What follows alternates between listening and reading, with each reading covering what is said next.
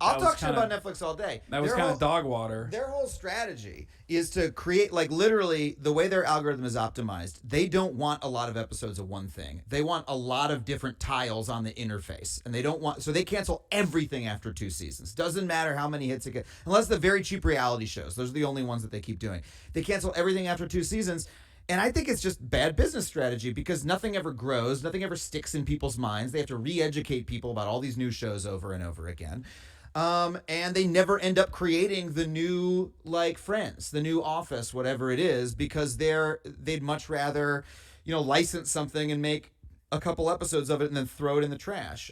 It's like bad capitalism. They are bad at doing capitalism is the problem. In addition to capitalism being a problem. I agree. Patriot Act with Better Hassan, yeah, that was a good show. But, there were some issues with it apparently. But we don't know. We don't know what their numbers look like. So I guess they're making those decisions internally. And yeah. But to be fair, demonstrably, Netflix is not doing well. Because we've seen their subscription numbers and their revenue.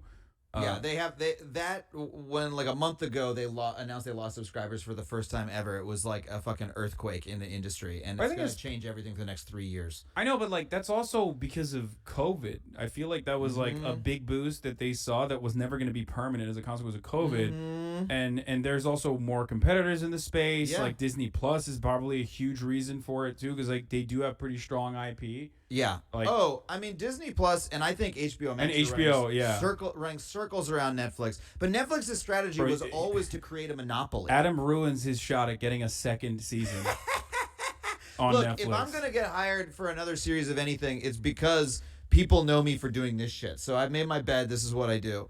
But yeah, no, Netflix, like, their whole strategy was to be a monopoly. Their share price and everything else was based on one day they'll be the only TV network, and now they have a little bit of competition, and the market has realized they're not gonna like dominate the universe, and so now their share price is, it's just like Uber. It's undercutting the competition in the hopes of one day like eliminating all of it. Or Amazon, Yep. Amazon's the only one that's had any success at it, but it's an incredibly damaging business model either way, because now what's going to happen is Netflix is going to cut back on how many new shows that they make. It's going to be terrible for all of us in the industry. All the other networks are going to cut back as well. So 10 years ago, we had all these cable channels and we had streamers, and people could get work in all different types of places. Now we're going to be stuck with 4, 5, HBO, Apple, Disney. Disney's also owns Hulu, so Hulu's the same thing. Netflix, and that's it. And they're going to be making less shit, paying everybody way less. Their union contracts are dog shit.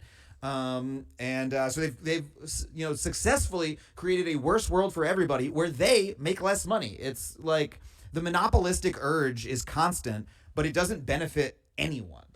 Yeah. I guess like short-term benefits for shareholders, but that's pretty much it. Waiting for